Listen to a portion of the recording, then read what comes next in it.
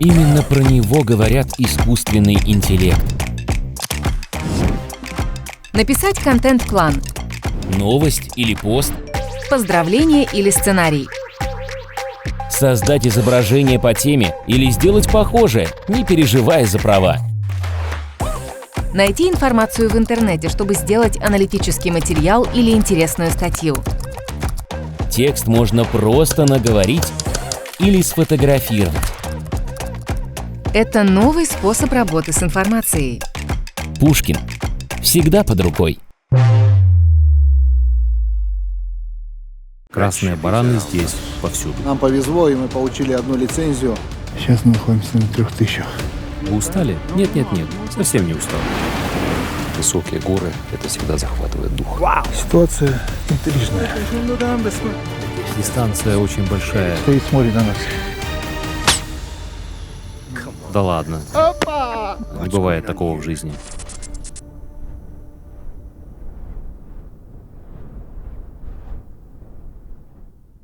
В предыдущем фильме Сергей Мазуркевич охотился в Иране на исфаханского муфлона.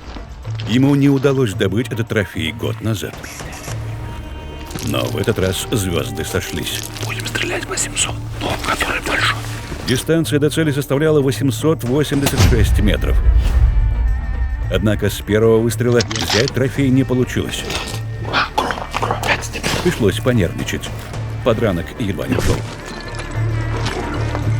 Опытный охотник стрелял на вынос по движущейся цели.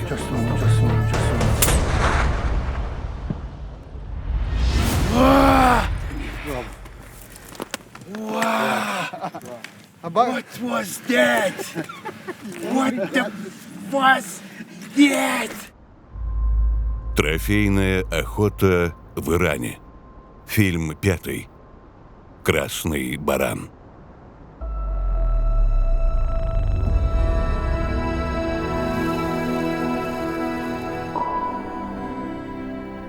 Более 50% площади Ирана занимают горы.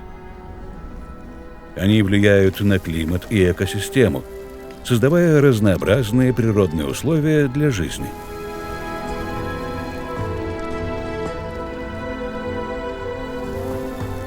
Эти суровые горы и засушливые ландшафты стали домом для нескольких отдельных подвидов диких баранов, каждый из которых обладает уникальными характеристиками. В Иране много трофеев. Например, в районе Эльбурса это красный баран, транскаспийский уял, армянский муфлон.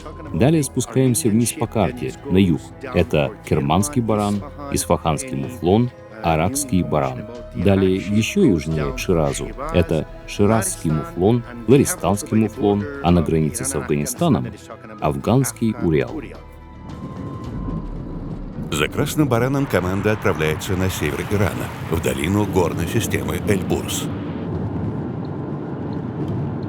Дорога от провинции Езд, где был добыт исфаханский муфлон, до ареала обитания красного барана составит около 1000 километров и будет пролегать через древний город Исфахан.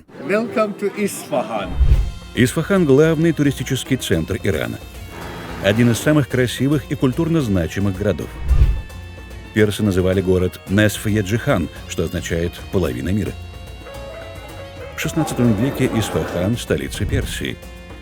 В это время были возведены многочисленные дворцы, мечети и другие архитектурные шедевры, сохранившиеся до наших дней. Город славится своими ремесленниками. Здесь производят уникальные ковры, медную посуду, украшения и другие предметы ручной работы. Исфахан — 3-й по величине город Ирана, с населением более 2 миллионов человек. Вдохновленные красотой персидской архитектуры, охотники продолжили свой путь на север Ирана. Одна из специфик охоты в Иране – это логистика автомобильная. Передвигаясь до 10 часов по дороге в автомобиле. Хотел бы еще отметить, что на протяжении всего маршрута на телефоне всегда связь 4G, интернет стабильный. Пока можно наслаждаться ночным Ираном. Следующая остановка — Мехдишехр. Этот небольшой город окружен несколькими вершинами высотой более 3000 метров. Именно в этих горах проводники планируют добыть красного барана. 10 часов сидячего положения в автомобиле И мы уже в другом ареале, где обитает красный баран. Нам предстоит ужин, отдых и завтрашний день, первый день охоты. Добро пожаловать, господин Спасибо. Сергей. Я очень рад, сейчас у вас есть хороший результат, исфаханский баран. Завтра в 6 часов давайте завтракать, и потом в 6:30 давайте охотиться. Хорошо.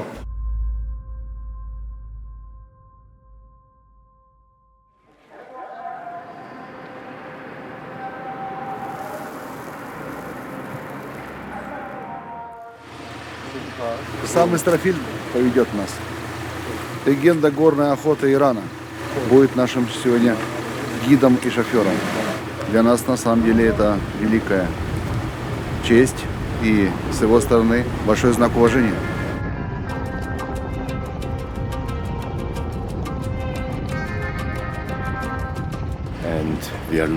Мы приближаемся к горной системе Эльбурс. Мы сейчас находимся на высоте 1588 метров над уровнем моря. Эльбурс — горная цепь на севере Ирана, раскинувшаяся на 900 километров вдоль южного побережья Каспийского моря. На древнеперсидском языке Эльбурс означает «высокая гора». Высочайшая вершина — потухший вулкан Димовент высотой 5671 метр. Это одна из самых высоких точек на Ближнем Востоке. Красные бараны здесь повсюду. Мы начнем разведку с утра. Оставив автомобили, егеря предложили осмотреться. На одном из ближайших склонов паслась группа баранов, вышедших на утреннюю кормежку. Красный баран, также известный как эльбурский баран, является гибридом армянского муфлона и транскаспийского уриала. У данного вида шерсть имеет характерный красноватый оттенок. Такая окраска помогает им сливаться с окружающей средой. Красные бараны – ловкие и выносливые животные, приспособленные к жизни в различных условиях, от жарких сухих пустынь до холодных горных районов. Способны легко перемещаться по скалистым склонам и находить пищу в редкой растительности. Вот что и происходит. На нейтральной территории два вида начинают спариваться, и получается третий вид, на котором мы сегодня охотимся. 5 лет нет.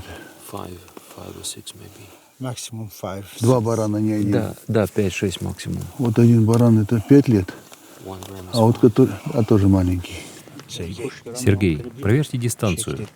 Какое расстояние? 1300. Еще только утром. И солнце будет выходить, может быть, там они за камнями еще прячутся, и они начнут выходить.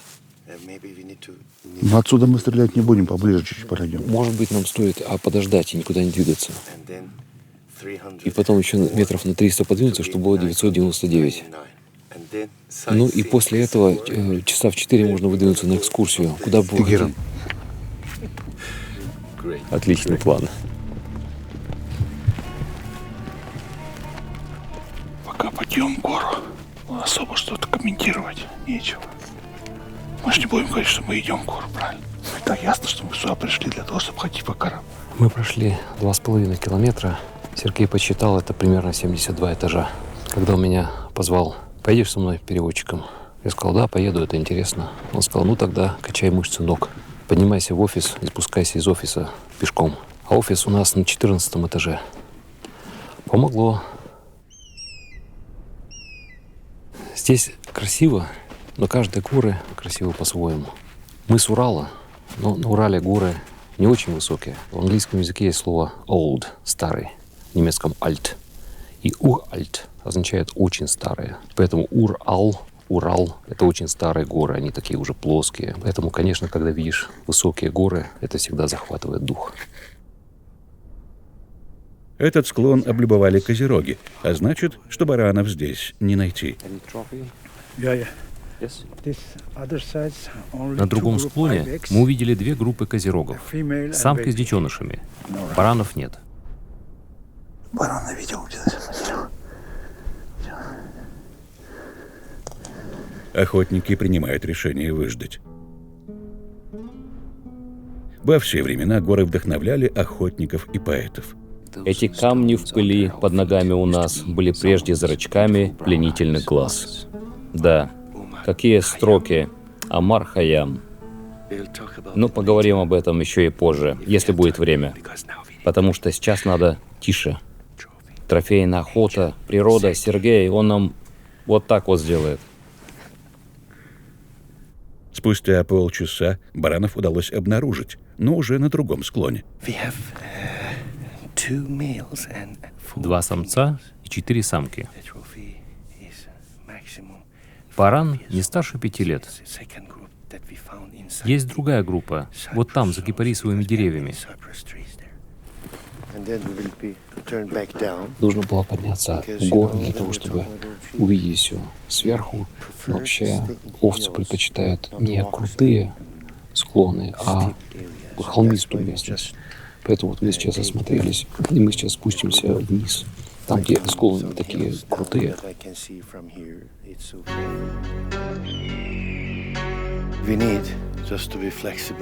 Нам сейчас просто нужно быть открытыми к складывающейся ситуации, ну и достаточно энергии, чтобы идти дальше. Здесь идти непросто, мы поднимаемся, спускаемся, идем по равнинам, поэтому важно настроить себя на то, что ходить будем много.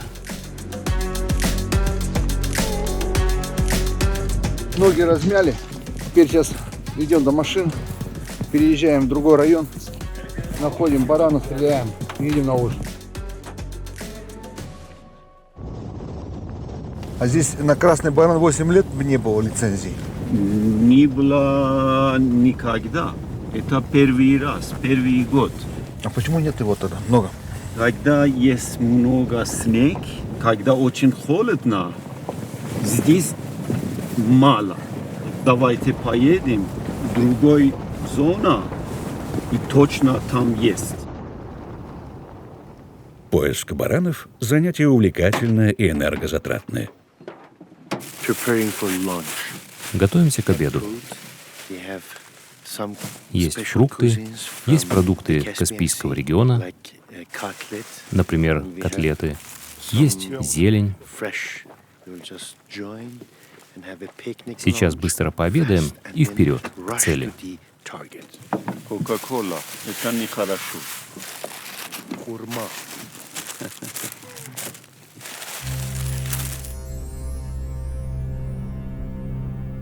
Охотники продолжают поиск. Но в обнаруженных группах нет взрослых рогачей. Стрелять молодого барана неправильно. Поиск горного охотника он не будет зачтен по правилам, но он, которого тренирован более 2 года назад управлением, трофеем считается 7-летний самец. День движется к закату. Нужно торопиться, чтобы успеть застать животных на вечерней кормежке. Проводники предлагают проверить еще одно место. Мы все еще ждем, когда появится трофей. Много групп, но самцы не старше 5 лет. Но посмотрим, что будет дальше. Мы в первом ареале видели порядка 4, а то и 5 групп. Во втором ареале мы видели аналогичное количество. Но трофейных экземпляров не было, все в пределах 5 лет.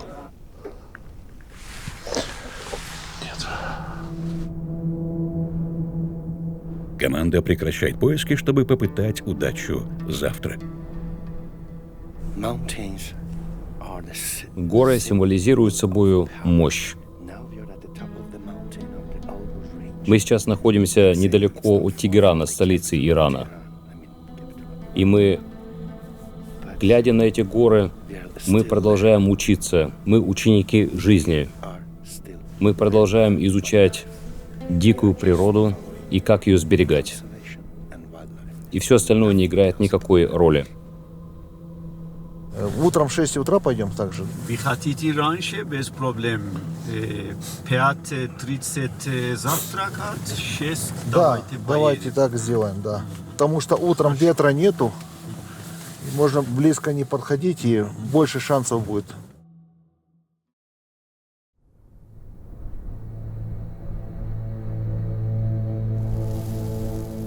Утро началось с хороших новостей.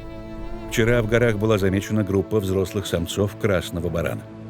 Их обнаружил местный егерь Али, который присоединяется к команде охотников. Хороший, да? Хорошо, да? Да, хороший. Это трофей. Да, это хороший. Да, это очень хорошо. Али местный житель, он знает все локации трофеев, которые нам могут понадобиться. Сегодня в горах он будет с вами, и я надеюсь, что вы проведете время с пользой.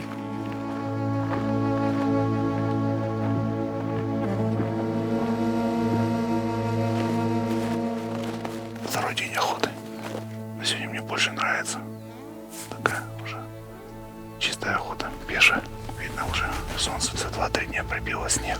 В некоторых местах даже нога не проваливается, такой плотный снег. Это нам облегчает путь.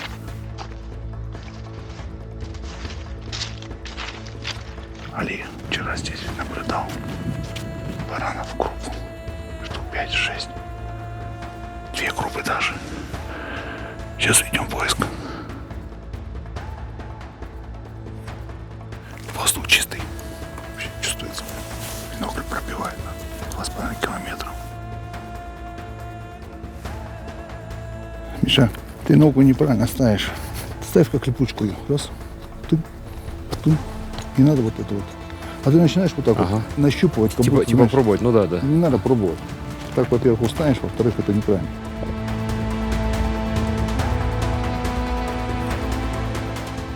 Сейчас 9 часов, за 2,5 часа преодолели 1000 метров вверх. Сейчас мы находимся на 3000.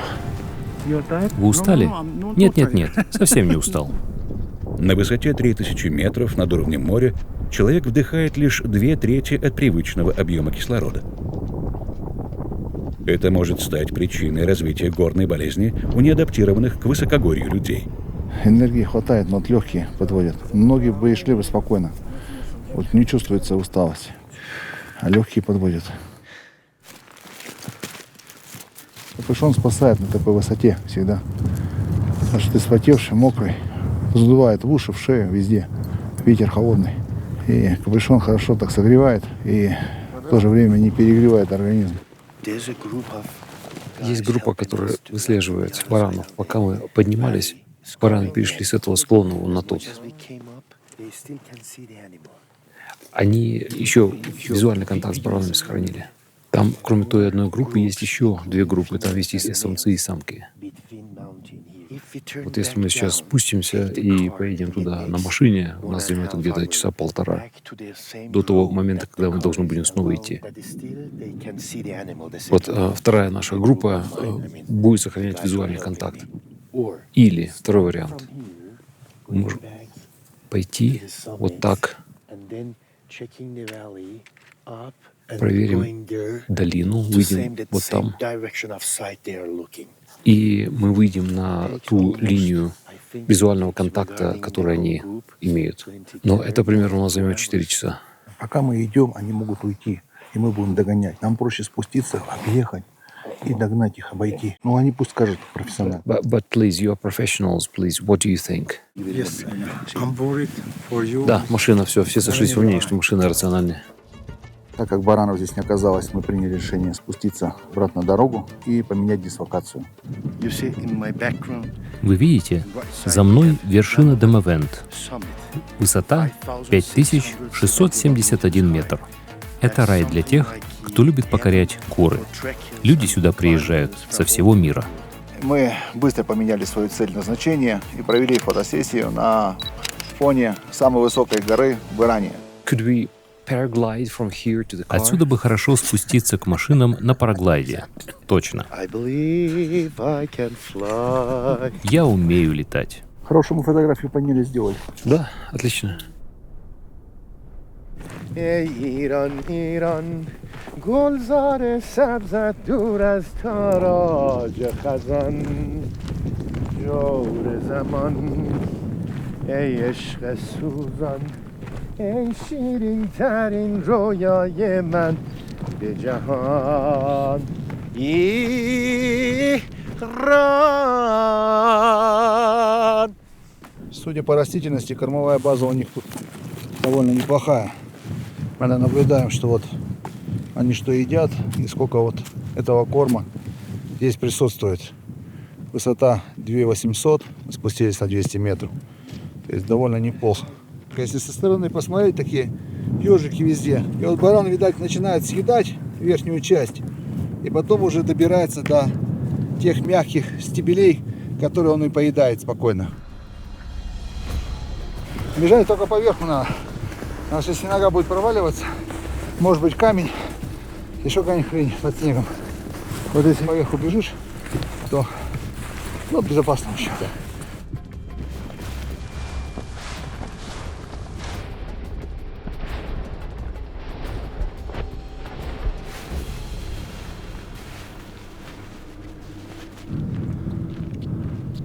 Не было шанс.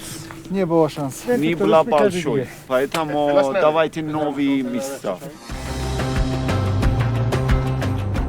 Что такое браконьер? Это человек, который осуществляет охоту и добычу животного без разрешения. В каждой местности живут люди, которые исторически из поколения в поколение охотились. И не у всех есть возможность получить ту же лицензию. И не всем доступно это у малоимущего, допустим, семьи, человека, который живет отдаленно от цивилизации. Они, наверное, идут на эти нарушения закона, и никто это не приветствует и не оправдывает. Ну, чисто по-человечески это можно понимать. А вот когда люди занимаются браконьерством с целью обогатиться, это должно пресекаться и жестко наказываться. Благодаря природосберегающей охоте это как-то регулируется все равно. Там происходит охрана, то есть люди, которые заинтересованы в сохранении животного мира для того, чтобы проводить охоты и для того, чтобы животный мир присутствовал. Охотник, когда приезжает, он, как правило, забирает только шкуру, да, мясо и все остальное остается обратно же к тому же населению. То есть население получает белок, получает финансы, организовываются рабочие места и так далее, и сохранность животного мира. От трофейной природосберегающей охоты только все выигрывают. Это хорошая такая система, которая позволяет сохранить и животный мир. Иранское высокогорье помогает преодолевать российский внедорожник.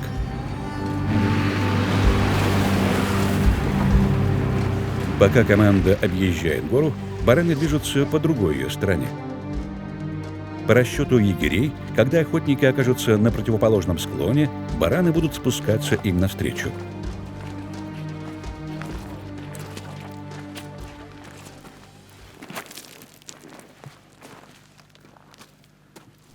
بریم جلوتر ببینیم. صبر. شما رو وایسی ببینیم. این ور اصلا ربطی به اونجای شما که داره نداره. پشت این یه همواریه. Бараны обнаружили 1,5 километра до них. Штук 6-7 самцов. Сейчас надо понять, как пойдем. Ветер вроде в ухо бьет. Влево, вот сюда. Естественно, и там. Туда ветер сюда. Мы продолжим двигаться в том же направлении, до середины горы. И там мы увидим примерно 6 трофеев. И тогда мы примем правильное решение. Но не забывайте, есть еще один трофей вот в той стороне. Он смотрит на нас, и мы пока решаем, как обойти гору, чтобы не спугнуть его. Ситуация интрижная. У нас есть Амир, который опытный егерь. Есть Али, который местный егерь.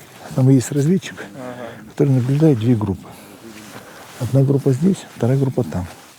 И у них разделились мнения, в какой группе идти. Приняли решение, что сейчас вот Али сбегает, посмотрит ту группу, насколько она качественная, трофейная, и дистанцию заодно посмотрит. Потому что в той группе нам придется спускаться, у нас боковой ветер сильный. Но разведчик говорит, что та группа поинтересней. А мое мнение, чтобы с подветренной стороны пройти, чтобы в боковой ветер не стрелять, мы приняли решение не торопиться и подождать. Хотя время идет. Время уже 2-й час.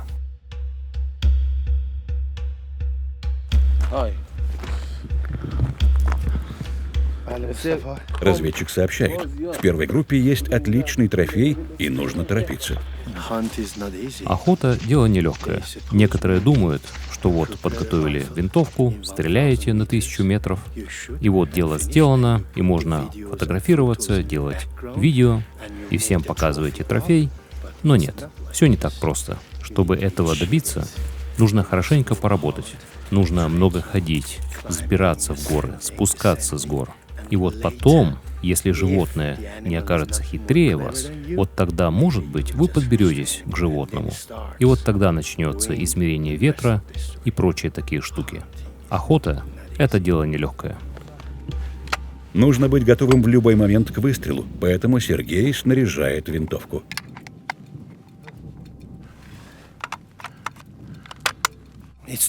И вот решающий момент. Сейчас будем проверять цель.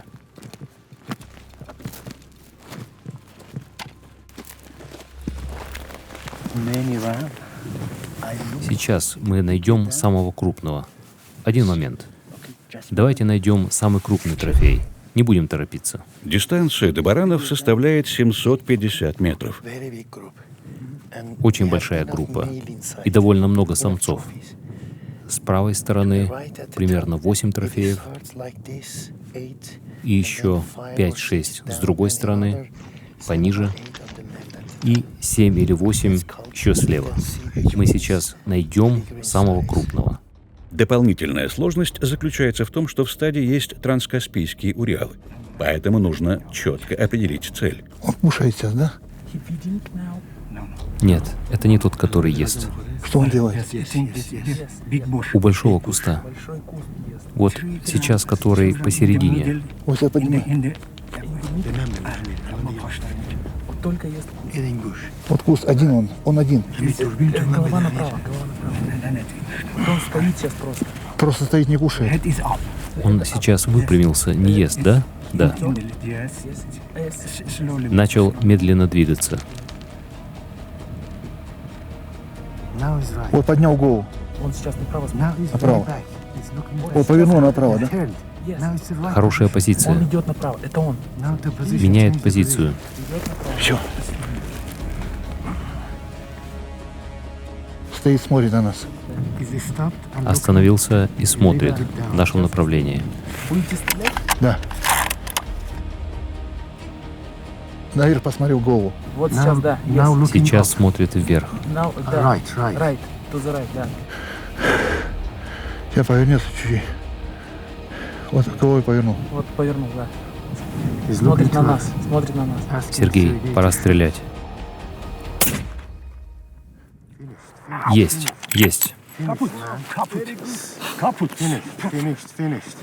Отлично. Просто отлично. Он ползет на переднем. Все, есть. Нет, он уже готов. Сейчас финиш.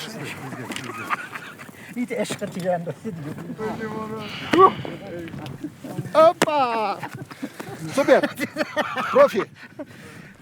Большое спасибо, вы очень добры. 35 метров. Сейчас повернется чуть-чуть. Ветер боковой был 5 метров в секунду. На ветер сделал поправку 20 сантиметров. И вот на результат.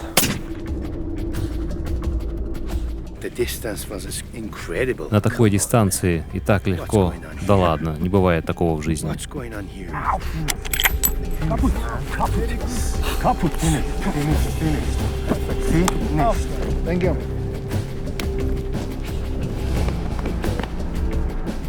На этом работа для охотников не заканчивается. Цель на противоположном склоне. Нужно спуститься, а затем снова подняться в гору. Тем временем солнце заходит, начинает холодать. Словно газовая горелка, вот эти кусты, мы ходили 2 дня вокруг них, да? И пахнет газом. Кустарники, которые с удовольствием объедают бараны, являются отличным топливом для людей.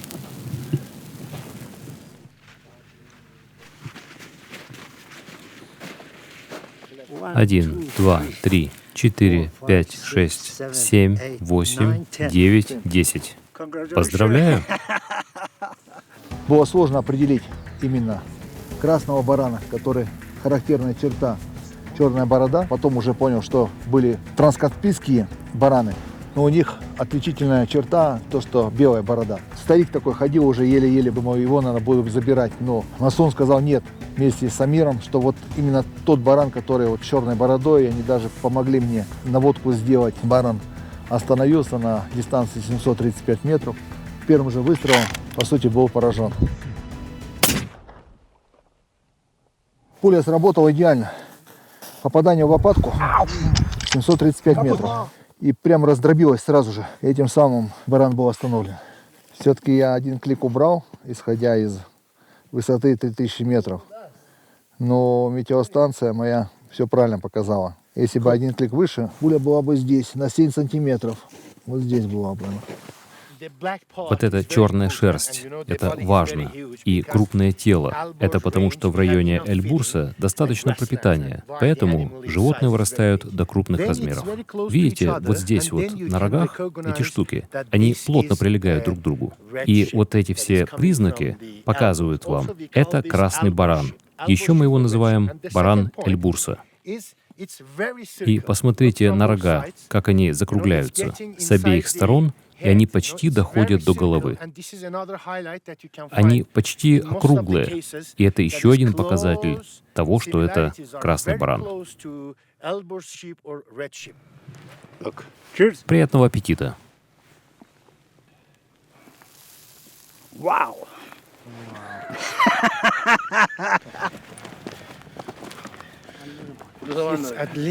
Тут порядка 40 килограммов.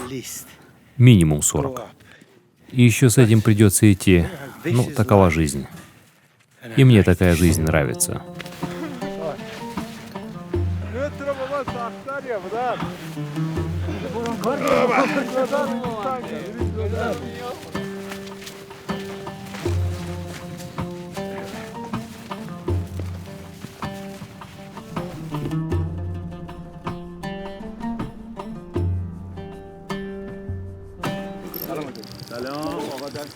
Хороший результат, хороший баран. Трудовой. Много ходили сегодня. Рекордный красный баран. Рекордный красный Да, баран. да, и здесь, да, конечно. Policy of the Iranian government. Деньги от охоты должны поступать местным сообществам. Такова политика иранского правительства. От этого должны выигрывать местные жители. И это очень важно понимать. После соблюдения всех формальностей и регистрации трофея Сергей отправляется на экскурсию в Тегеран. Хочу выразить слова благодарности Эстафиру, его команде, Масуну, Амиру, Али, которые сегодня великолепно поработали, профессионально. Они работают слаженно, они понимают, они знают, как работать с охотником. Они чувствуют охотника, создают полный комфорт. Ну и результат не заставляет себя ждать. Большое спасибо. И как всегда, спускаясь с гор, люди возвращаются в шумные мегаполисы, чтобы при первой возможности вновь подняться в горы. Мы находимся в Новой Зеландии. Это единственная страна, где разрешено преследование, выслеживание диких животных на вертолете. Он так хорошо умеет стрелять.